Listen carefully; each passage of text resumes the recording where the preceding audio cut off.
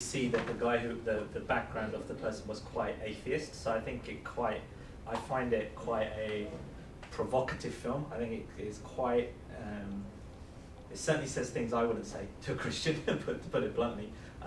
So I think there's sort of a sentiment of anti-religion slightly in the film. So I agree with you that having scholars and experts who can give more of a scriptural basis and can actually talk about, because one thing we get at the website is, because our approach is very much that as well. So so you say someone who's like, I've grown up with this belief all my life about a particular belief in Jesus Christ. It's helped my life in a particular way. If you're telling me that's not true, like, what are you leaving me with? Like, what's your end message, kind of thing? Where does that kind of leave me? It doesn't. Is that really going to make my life better?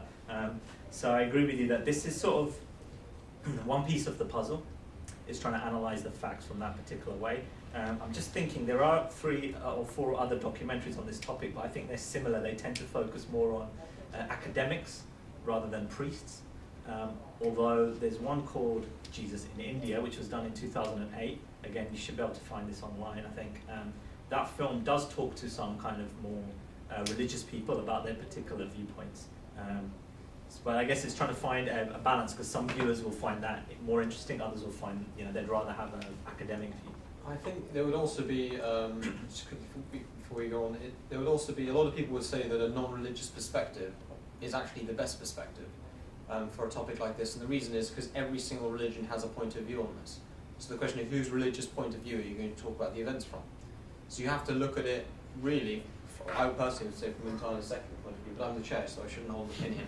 So, are there any other questions? Yeah. Thank you very much. Question. Sure. In the traditions, I don't know, you may or may not know the answer to this, but of the Kashmiri people that believe that this prophet came over there and everything from a foreign land, is there any reference to him bringing a wife or a family with him? Good question. There is apparently one document that talks about Yus Asaf, which is the name assumed by this person, marrying and even having a child, I believe, and the name of the child. And weirdly, the name of the person he's supposed to have married is Marjan, which is almost like a Mary. So in fact, the JY phonetic variation is a well-known exactly substitution, isn't it? So it's almost like a female form of Mary. I think more research needs to be done into that and find out, whether, I think I've heard of this particular document and the name in which it's supposed to be referenced, but I don't think any of the books on it have actually got the exact extract that this is the reference. They've found other documents referring to it. So there is a hint of that particular kind of tradition. So there is a possibility there, yeah. In fact, I should mention the people, there is someone in Kashmir, or a family. So there was a family associated with the tomb before the current owners were involved, who actually claimed descent from the person in the tomb. So they actually claimed to have an actual lineage leading back from Jesus all the way down to their particular generation. There's a recent author who's trying to publish a book which includes extracts of this particular genealogy. So yeah, it's another interesting item possibly. I've got a question on that. So the recent document about Jesus' wife. Yeah. Tell us about that. Well, lucky I brushed up on it last time. So I think one thing, so that document, and I'm not just passing the buck here, but more research needs to be done on that document in terms of, tell them what it was. So basically, I think on one side it had a reference to Jesus basically talking, or there's a basic discussion about marriage and these related topics, and there's some reference to Jesus, there seems to be a reference to him saying, my wife, etc., reference to wife. However, where is this document from?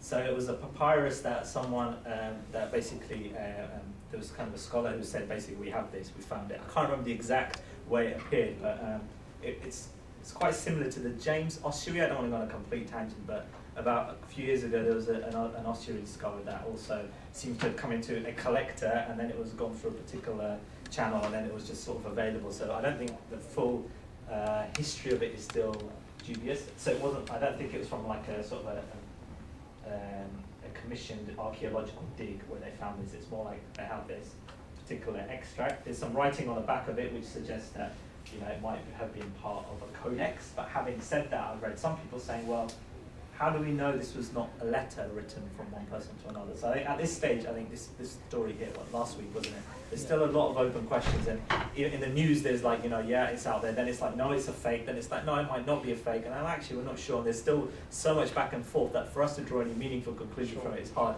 And also, even if it is a document from the 2nd century that mentions this, like, that doesn't really say Jesus had a wife.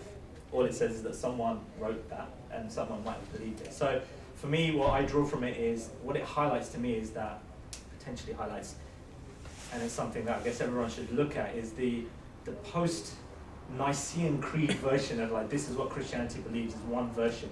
If you look in the 1st, 2nd centuries, there were many responses to the person of Jesus, and that would be the key message. So I would say, look at what the other messages were and why one particular message won out after that, because for me, it almost highlights the fact that there were some people who had very different views about him, and it's worth looking at where did those views come from, if we can, what was the origin, and why did one particular view win out? Was it, what led to that process?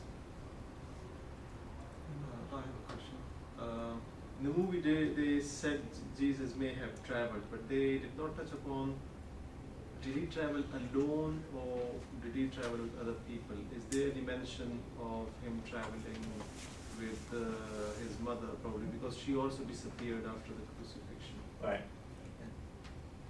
It's a nice question where I know what you're trying to get at, and the answer is yes. So there is, yeah. So interestingly, in Pakistan, in the town of Muri, there's an actual town.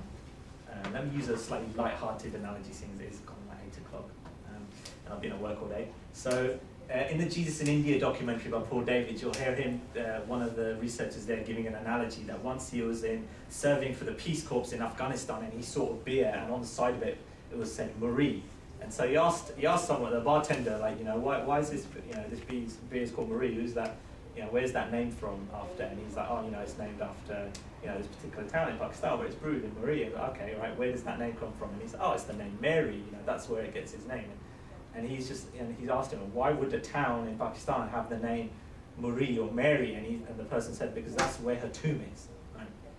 So there is actually a tomb in Muri, which is known locally as being the mother's Mary's tomb. So there is a link and a tantalizing clue again about a particular tomb that has a story saying that it was linked to Mary. And the legend is that as Jesus traveled to the east, his mother Mary went with him, but she didn't complete the journey, and she died en route and was buried there in Muri. So there is that tomb there.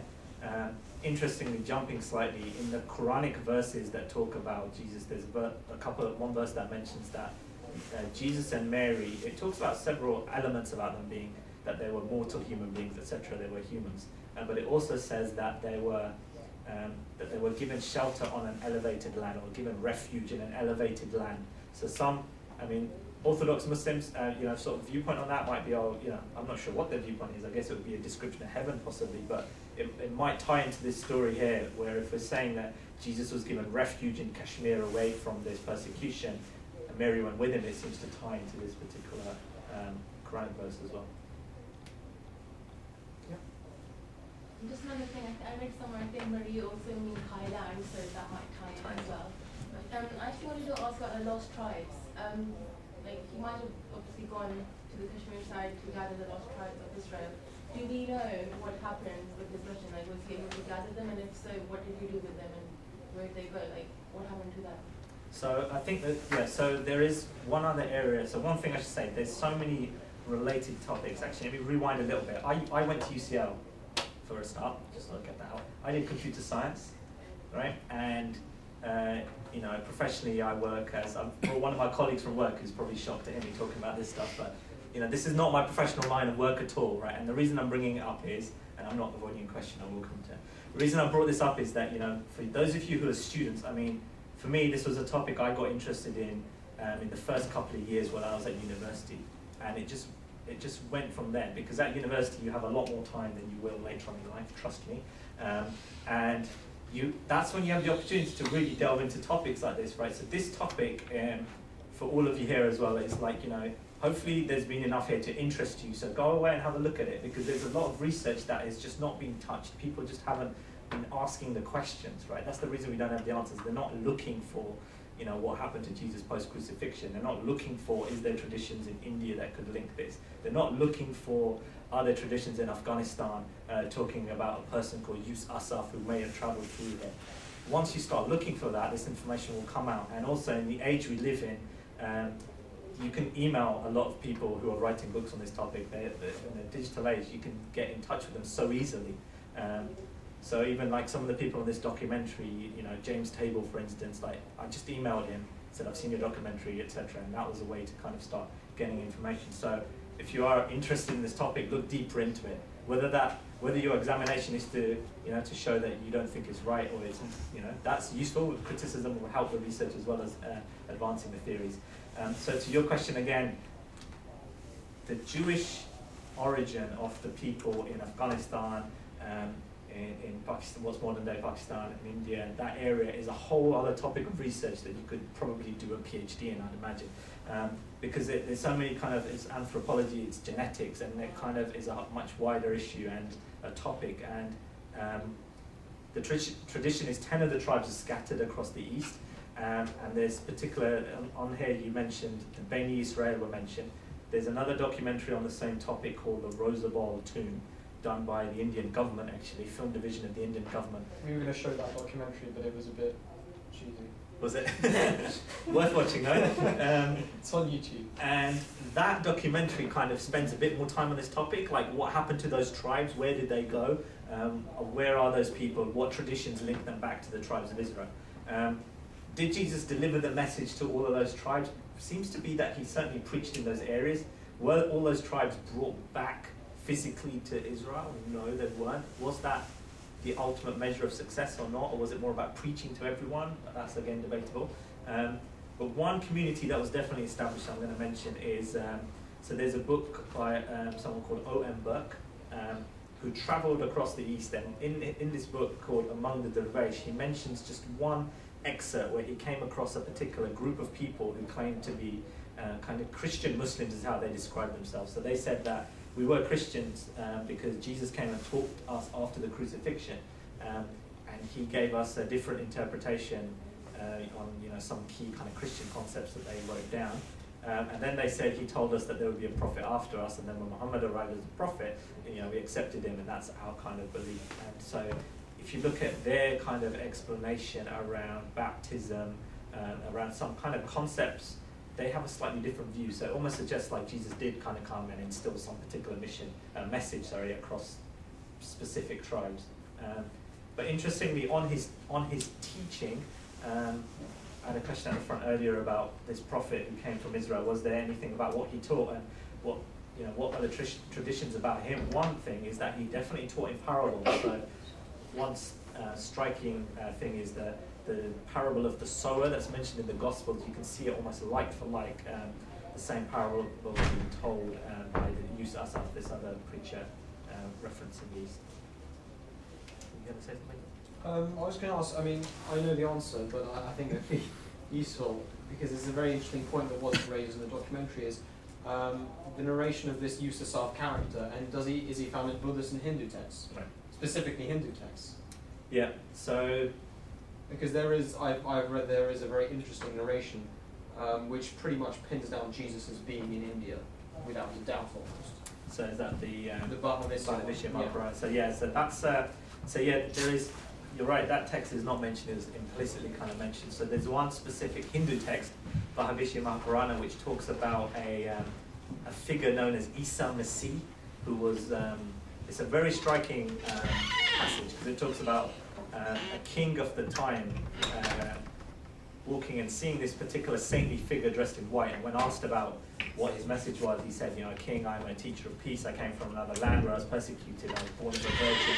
I emerged as the Messiah. And yeah, I was referred to as Isa Masih. So it seems to really strikingly refer to the person of Jesus. And that narration is in Kashmir in at least 80, 90, kind of around that time AD, so quite late, just before the first century, around there. So that's the reference you're referring to. Yeah.